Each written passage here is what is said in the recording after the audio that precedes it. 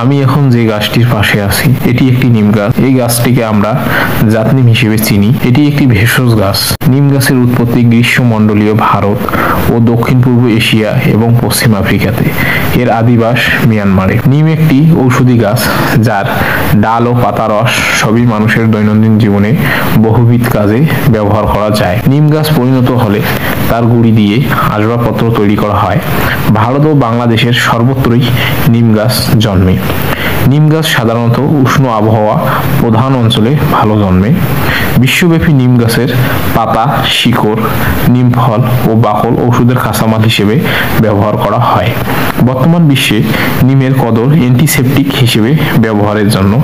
নিম ছত্রাকনাশক, ব্যাকটেরিয়া রোধক, ভাইরাস রোধক, কীটপতঙ্গ বিনাশে, ম্যালেরিয়া নিরাময়, দাঁতের ব্যথা মুক্তি, জ্বর কমাতে ও জন্ম নিয়ন্ত্রণে ব্যবহার করা হয়। নিম গাছ প্রচুর পরিমাণে অক্সিজেন ত্যাগ করে।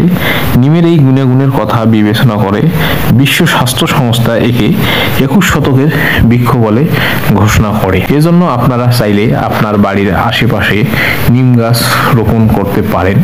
নিম গাছ রোপণ করে পরিবেশের ভারসাম্য রক্ষায় সহযোগিতা করতে পারেন, কারণ নিম একটি ভেষজ উদ্ভিদ। এটা বিভিন্নভাবে আপনাকে যে কোনো উপায়ে সহযোগিতা করবে। ছোটতে আমরা দেখেছি আমাদের দাদি নানিরা কারো গায়ে চুলকানি বা অন্য কোনো অ্যালার্জি জাতীয় রোগ থাকলে নিম পাতা গরম পানিতে সিদ্ধ করে সেই পানি দিয়ে গোসল করাইলে অবশ্য এই রোগ থেকে নিরাময় লাভ করা যেত।